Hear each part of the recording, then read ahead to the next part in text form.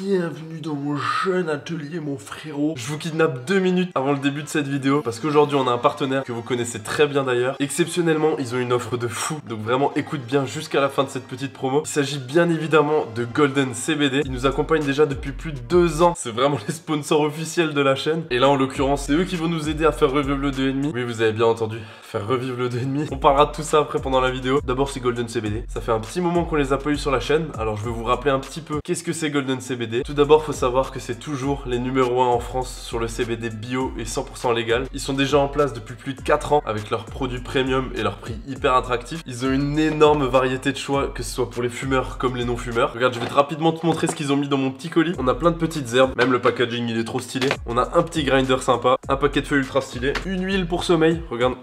En gros c'est une petite huile en pipette. Je sais pas si ça fait le focus. Est-ce qu'elle fait le focus la caméra? Comment ils font les youtubeurs là? Normalement ils mettent leurs mains devant là comme ça. Bon bref, je sais pas utiliser une caméra. Du hache, une petite infusion, soit une petite tisane le soir. Des petites gélules parce qu'ils font vraiment tout. Et plein de petits stickers trop stylés. Regarde ça, c'est des frites du McDo. Regarde, même la boîte elle biche. Faut savoir aussi que Golden CBD c'est plus de 50 000 clients satisfaits et 30 000 clients réguliers, c'est énorme. Et pour la petite info croustillante aussi, je vous la glisse comme ça, mais faut savoir que plus de 12% des Français consomment du CBD régulièrement. Ça fait quelques millions. Et si toi là, derrière ton écran t'es tendu comme une crampe, bah c'est exactement ce qu'il te faut. Ça va te détendre, ça va te déstresser, ça va te faire dormir comme un petit bébé au possum. Il faut savoir aussi, la livraison elle se fait en avion de chasse parce qu'elle arrive en 24 à 48 heures maximum. Même moi en 2,5 je vais pas aussi vite, enfin quand il roulait. Et pour te rassurer, si t'hésites encore, faut savoir qu'ils ont une note de 4,8 étoiles sur 5 sur Trustpilot, c'est quasiment un 5 étoiles. Et si t'es fumeur, c'est vraiment la meilleure solution pour te relaxer sans être dans l'espace, tout simplement. Et surtout pour diminuer, voire arrêter complètement ta consommation. Et là pareil, petite info croustillante, faut savoir que plus de 30% des clients ont totalement arrêté la fumette et plus de 75% ont réduit à mort leur consommation, et tout ça grâce au CBD, donc c'est carrément incroyable. Et pour les non-fumeurs comme moi, ceux qui font partie de cette rare communauté qui existe encore, ils proposent des huiles, du thé, de la tisane, des bonbons, des gélules, plein d'autres trucs. Et à côté de ça, pour les fumeurs, faut pas oublier que Golden CBD c'est et ça restera les meilleures fleurs d'Europe. T'as vraiment la sensation d'avoir du vrai cannabis, mais t'as pas les effets néfastes, t'es pas défoncé, t'es pas dans le mal, c'est juste impeccable quoi. En gros c'est un cheat code. Et en ce moment, pour couronner le tout, j'ai dégoté un petit code promo de moins 60%. Vous avez bien entendu, moins 60% avec le code RIDE qui s'affiche juste là, peut-être ici, peut-être là. Profites-en, c'est jusqu'au 1er mai, t'as moins 60% sur la boutique, je te le répète, c'est vraiment la plus grosse promo qu'ils ont fait de leur histoire et je suis vraiment super content de pouvoir vous donner ça du coup. Donc franchement profites-en, les liens sont en description. En tout cas, merci à Golden CBD, merci de nous accompagner sur la chaîne, merci d'être le partenaire numéro 1 de la chaîne, clairement. C'est grâce à vous qu'on va pouvoir en faire revivre cette chose, enfin j'espère. C'est pas gagné, merci Golden CBD, merci de m'avoir écouté et puis on passe à la vidéo. C'est parti pour la mécanique. Là je vous ai un petit peu spoilé mais voilà, on va dire qu'on s'en fout. Allez, bonne vidéo, c'est ciao.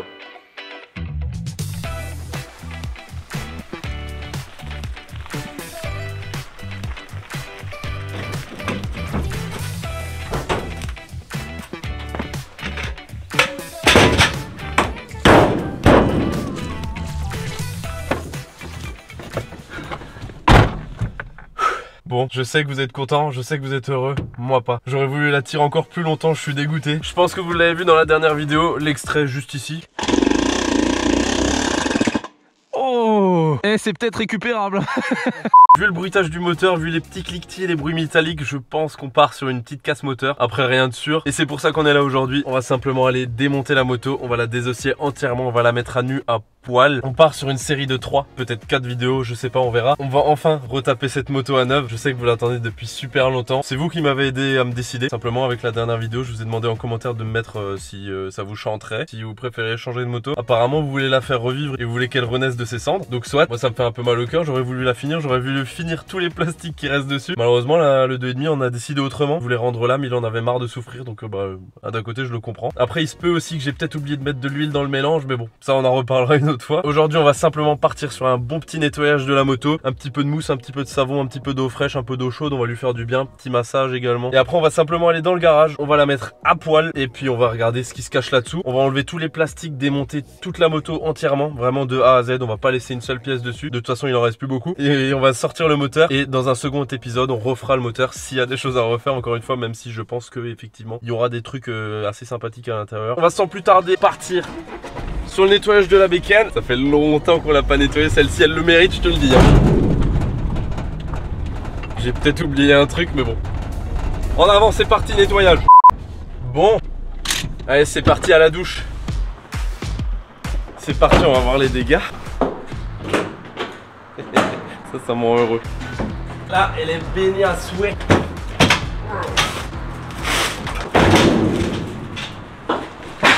Tout est dans la technique. Maintenant, il suffit d'insérer tes petits jetons.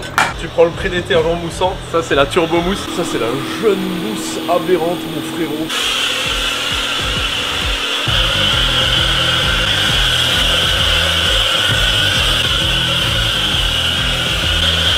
Là, la technique, c'est simple, c'est t'en mets un peu partout, histoire que ça agisse bien comme il faut pour décrasser le bordel. N'hésite pas à en mettre dans la boîte à air non plus. Une fois que t'as assez moussé, tu peux passer au lavage haute pression. Là, tu prends le méga pistoulet. Là, t'hésites pas, hein. Tu me la décolles cette mousse de sel. Hein.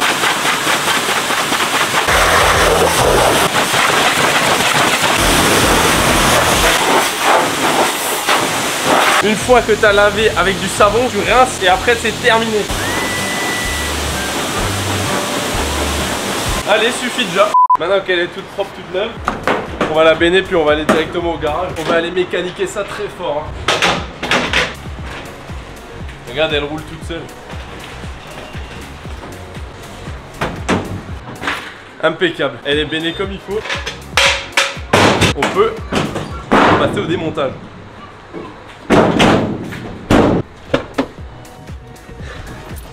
On se casse maintenant.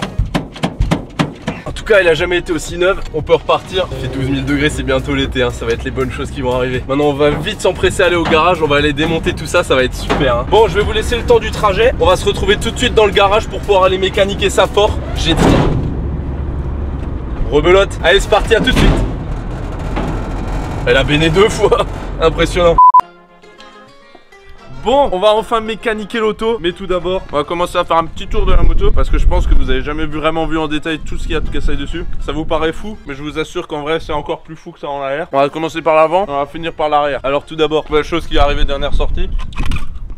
On a le cache-poussière qui est carrément sorti de sa suspension, ça a suspensé trop fort. La plaque phare, celle-là on la connaît bien. Elle a toujours été là, elle a toujours été avec nous, elle a jamais lâché. Enfin voilà, on s'entend, hein, on s'entend. On va passer au guidon. Guidon simple, neuf, ça rentre alpha de barre pour une fois, il a pas lâché, il a pas succombé. On est toujours équipé de scotch blanc sur l'embrayage, ça change pas. Mais par contre, ça va changer, il va falloir que ça change parce qu'il y en a marre. Le scotch blanc, ça va être terminé. Même moi j'y crois pas. Le compteur, qu'est-ce qu'il fait le compteur? Bah il est juste là, il fait avec 2 présences parce que le compteur, tu vois qu'il est fissuré de partout. Je pense que les câbles ils sont même plus reliés, regarde-moi ça, il y a rien qui va. On va juste faire un petit point sur le câblage pour que tu puisses voir, mais il y a vraiment plus rien qui va. Hein. Les ampoules se sont enlevées, il n'y a plus rien qui est branché. Le câble du démarreur il est là, donc plus de démarreur, tout au kick. À savoir que même au kick ça démarre plus maintenant, et c'est ça qu'on va voir aujourd'hui. Ensuite le frein avant, bah, il est en Y. Bon les poignées, il va falloir faire quelque chose parce que là c'est qu'une demi poignée que j'ai, ça commence à être compliqué pour tenir l'auto. Ensuite si on recule un petit peu, on peut apercevoir une petite housse de sel fait maison. Ça c'est tout moi, ça c'est tout moi qui ai fait. Je suis pas peu fier, je peux te le dire. Hein. Ensuite si on descend un petit peu plus bas en contrebas, on peut apercevoir la ligne d'échappement qui est surpoquée sa race. Pour l'aérodynamisme, c'est pour gagner de la place. Pareil, si tu regardes un peu le radiateur, tu vois qu'il a une forme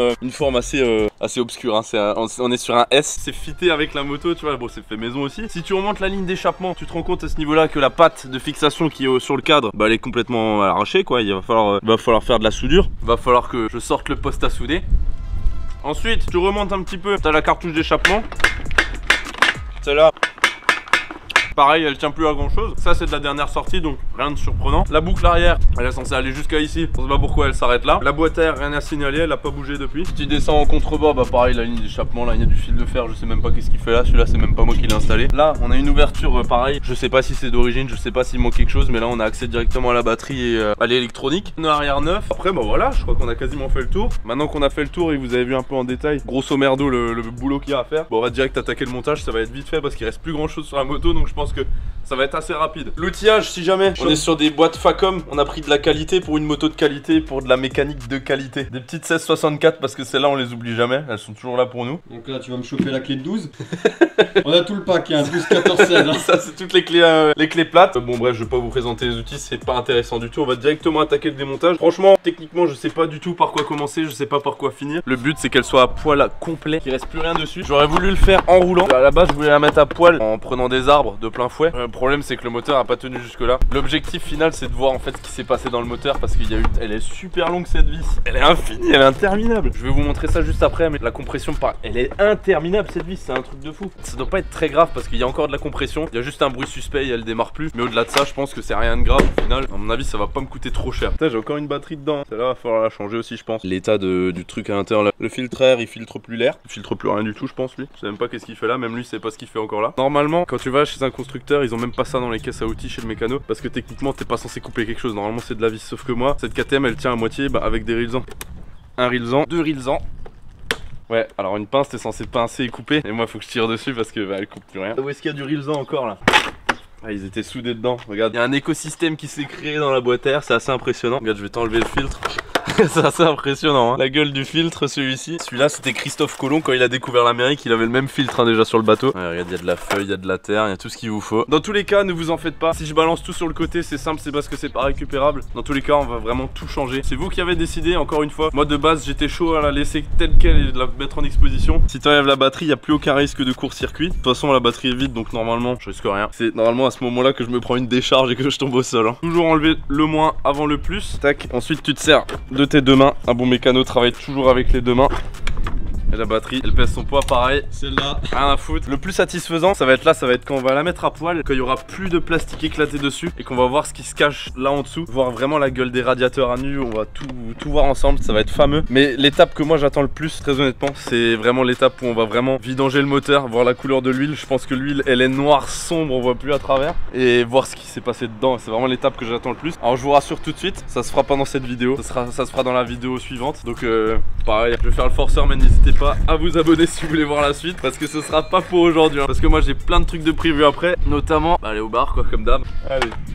Et de 1. Bien évidemment, vous vous en doutez déjà, mais la réparation, le rebuild de cette moto, ça va être une rebuild économique. Ça veut dire qu'on va remettre les mêmes vis éclatées, on va remettre tout exploser. Vous aurez juste l'impression qu'elle va être belle, alors qu'en vrai ça va être juste une épave, mais sous un cache-misère, c'est tout. La gueule du radiateur, merde. Si tu regardes par ici, mec, c'est assez impressionnant. C'est une lettre de l'alphabet, hein, j'ai l'impression, le bordel, hein. Mec, je sais pas comment celui-là il faisait encore pour radiater, parce que... Wow, regarde. Même ça tient. Pareil, la plaque phare, elle tient au rilsan. Il est grand temps de l'enlever. Je peux vous dire que ça me fait un beau petit pincement au cœur, parce que voilà ce qui reste de la plaque phare. Alors elle est quasiment entière encore, hein, elle ressemble encore à quelque chose. Enfin, tu le vois que c'est une plaque phare. Mais il est temps de lui dire adieu, on passe à autre chose. Ça va être un nouveau Fully qui va débarquer, et même moi je suis pas prêt. Ensuite, c'est de la vis inox, hein, ouais, hein. Mais ça c'est d'origine chez KTM, hein, ça c'est à eux qu'il faut leur dire. Regarde, tu vois, elle est même plus serrée la vis. Tu bouges la ligne. Je pense que si je faisais encore 500 mètres avec le moteur allumé, les vibrations du bordel, je pense que l'échappement se décrochait, je le retrouvais plus jamais. Celui-là il partait en forêt, il avait une seconde vie le bordel.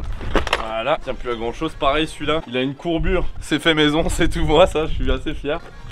Ah, c'est fou, hein. Les plastiques ils tiennent avec une vis, c'est assez impressionnant. Et au final, plus on creuse, plus on va profond, plus je me dis qu'au final ça va. Tu prends ta pince à découper pour enlever le collier qui te tient le tuyau d'arrivée d'essence. Tac. Ensuite tu démanchonnes le tuyau. Ensuite tu peux enlever la seule unique vis qui te tient le réservoir en place. Ensuite t'arraches ça, réservoir d'essence. Il y a encore plein d'essence celui-là, et c'est là qu'il est le problème. C'est que normalement t'as pas que de l'essence là-dedans. C'est un 2013, donc c'est un moteur à... où en fait t'as pas de pompe à huile, donc en fait t'es obligé de faire ton mélange là-dedans, fait maison, comme tout ce qui est sur cette moto, tout est fait maison. Et ben il manque un petit élément huileux, un petit élément gras là, et je suppute que c'est peut-être de là que vient la panne. Et ben là t'as accès à toute la bouteille qu'il y a là-dessous. Et en vrai ça a l'air en plutôt bon état en vrai. En vrai ça va, y a rien qui me choque, hein. Non en vrai ça a l'air super, hein. Je pense que le problème il vient de là-dedans. Regarde maintenant qu'on a accès à là. Je vais te faire écouter le bruit. Tends bien ton oreille. Écoute-moi ça mon gourmand. Quand je vais te mettre un peu le coup de kick là, écoute. Ça me fait des frissons, hein. Ah, ça goûte le métal là-dedans, il y a un truc qui va pas. Comme dit, il y a encore de la compression à mort, mais il y a un bruit métallique, elle démarre plus. Donc je sais pas si ça peut être, je suppute une bielle, mais c'est bizarre que ça fonctionne encore bien. Regarde le radiateur là comme il a pris cher. Il y a la patte du ventilo qui allait se loger là-dedans, il fuit même pas, c'est impressionnant. Comme quoi, ça pareil, j'aimerais le placer. Partout sur les réseaux, je vois toujours KTM, c'est associé à de la merde, alors que putain, c'est pas de la chinoiserie, c'est hyper costaud. Regarde la preuve vivante enfin vivante du coup plus maintenant, mais jusqu'à maintenant elle a super bien tenu. Tu vois, le radiateur est explosé. Ils font des S, ils font des formes super bizarres, et pourtant ça fuit pas. Et je suis sûr que si j'avais pas fait cette erreur d'oublier l'huile, je suis sûr qu'elle tournerait encore à l'heure d'aujourd'hui. Je serais en haut du grimpette à envoyer du gros gaz, mais bon, j'en ai voulu autrement apparemment sans le vouloir, mais... Ah, celle-là, elle va durer, elle est un peu de travers à mon avis. Ah, celle-là, je peux te dire que j'ai pas le droit à l'erreur parce que sinon, c'est le poignet qui va directement fouetter les cale-pieds. Je peux te dire que là, ça régalerait tout le monde. Hein. Ah. Ensuite, ça se déboîte. Voilà. Ah, le collier du carbu. On s'approche tout doucement du moteur et ça commence à m'exciter. Ensuite, là, je te montre, c'est pas compliqué. Une fois que tu as dévissé le carbu, il suffit de tirer comme un sagouin. Et ça vient tout seul. Une fois qu'on en est à ce point là, bah derrière il n'y a plus rien, c'est clean. Et là tout de suite la moto te part en bon état. Regarde, le bras aussi en va bien, la suspension va bien, le pneu va bien, la chaîne elle est super, elle est neuve, jamais graissée. Viens ici, je vais te montrer comment enlever une ligne d'échappement, comment enlever plus précisément les ressorts d'échappement en se faisant mal, c'est important. Tu prends ton tournevis, tu fais levier. Oh putain. Je vais vraiment me faire mal, hein, je le sens. Hein. Ah, mais il y a un fil de fer, c'est à ça qui sert. J'ai un flashback. En fait, c'est moi qui l'avais mis et j'arrivais plus à l'enlever alors je l'ai laissé dessus. C'est malin quand même l'idée du fil de fer. Hein. Du coup, l'autre, on fait l'ancienne technique. Hein. La bonne technique du tournevis, ça suffit. Hein. Voilà, super succulent. Alors, à savoir que c'est la première fois que je vais démonter un 2 temps. Il faut savoir, si je dis pas de conneries, mais je crois que je suis quasiment sûr de moi parce que je suis pas non plus une bite en mécanique. Si, je suis vraiment une bite en mécanique. Je crois qu'on peut voir l'état du piston à travers le cylindre. On va tout de suite voir ça parce que ça m'intrigue. Ça a pas l'air vilain, en tout cas ça a l'air graissé là-dedans. Hein. Ah, j'ai l'impression qu'il y a rien. Hein. Nouvel invité. Ah, j'aimerais bien démonter quelque chose. Il y a un nouveau personnage qui est arrivé, il s'est dit il y a du démontage. Démontage, il y a du démonteur. Hein. Il y a du démonteur en forme qui est arrivé. Tu veux des gants ou pas de gants? Non, moi je suis un homme. Ok, pardon. Après cette petite pause bucolique, on va terminer ça. Qu'est-ce qu'il nous reste à faire à part démonter le reste de plastique là qui tient plus à rien? Pas grand chose au final. Hein. Alors, qu'est-ce qu'on démonte, chef? Ça s'appelle un cliquet parce que ça fait. En attendant, je vais démonter le garde-boue. Je vais démonter le garde-boue avant qu'il ait le temps de venir. Lui dire qu'il n'y avait plus que 2 vis dessus. Je stresse, j'y arrive pas.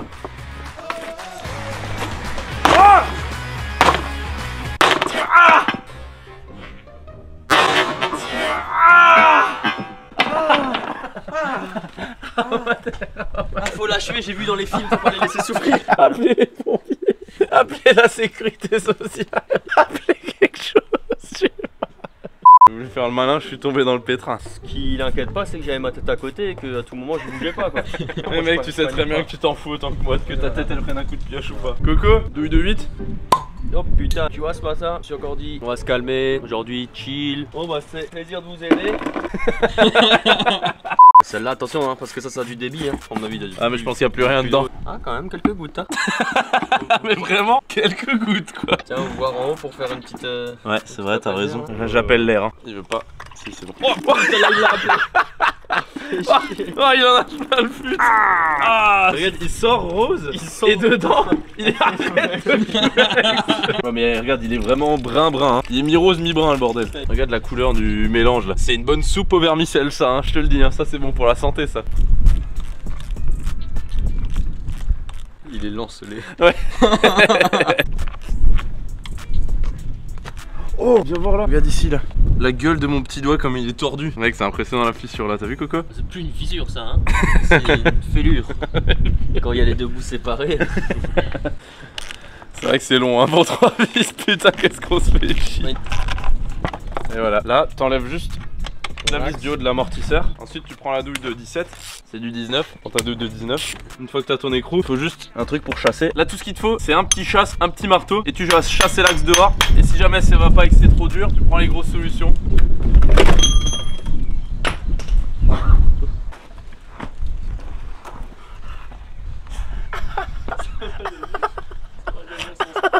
Arrête de mourir. Oh non, il est cassé. Il est de travers. Non. Non. Vraiment? Oh non. Bon. Il fonctionne encore. On peut y retourner. Allez, c'est parti. Je t'enlève juste ton touret. Hein.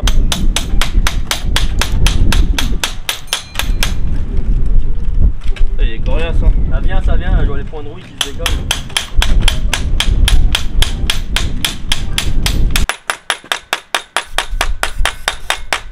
Il est coriace hein, l'enculé. Hein. Pourtant graisser après chaque sortie hein. Ouais, ça je suis pas sûr. Voilà. Après on dit que c'est de ma faute.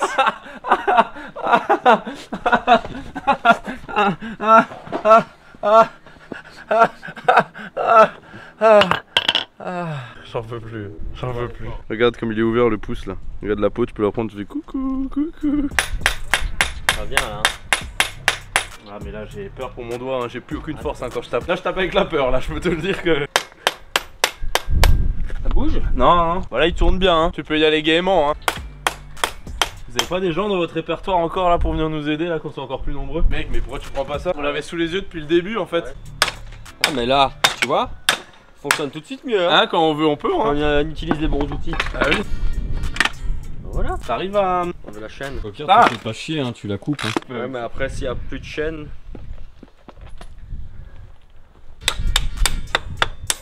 J'ai l'impression qu'on commence à être smart tout doucement. Hein. À deux doigts d'inventer le chasse-goupille hein. Ah, je tiens un truc là. Ouais. C'est pas compliqué. Et ça. Ah c'est censé y venir normalement hein. Regarde la suspense comme elle suspense bien. Ouais.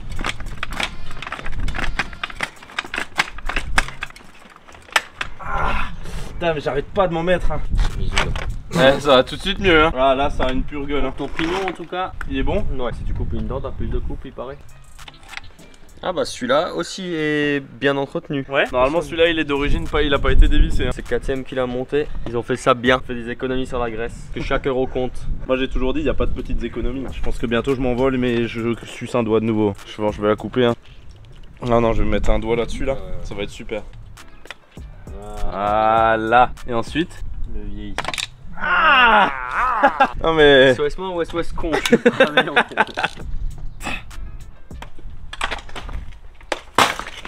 Y'a rien. Et je l'ai eu le tuyau. Tu as eu la durite, hein, y a pas de doute. Oh je l'ai eu. Tu l'as bien eu. Oh putain je l'ai bien eu. Regarde la gueule de la durite celle-là. C'est dommage parce que je voulais la réutiliser. Bon tu vas me la dévisser celle-là. C'est parce que celle-là, une fois de plus, elle a été bien graissée. D'origine. Je te mets en 6ème comme ça, elle Ouais. roule pas. Hein. Ouais, on est sûr qu'elle démarre pas. Oh putain je suis en train d'exploser le... Ouh non, non, maintenant ça suffit. Pendant que tu dévisses ça, on fait un topo juste de mes doigts. Pour montrer que la mécanique c'est pas si simple. C'est que là il y en a un cassé, il y en a un deuxième cassé, il y en a un troisième cassé. Qu'est-ce qu'on a d'autre? Bah le cheville, hein, le tibia. Il est bien ancré dedans. Ah bah voilà. Chopé, Mec hein. t'as vu, je l'ai pris par le callback mec. Ça a croustillé comme il faut là. Pas de doute que j'aurais peut-être dû enlever le carburant. Je m'en vais. Ah oui.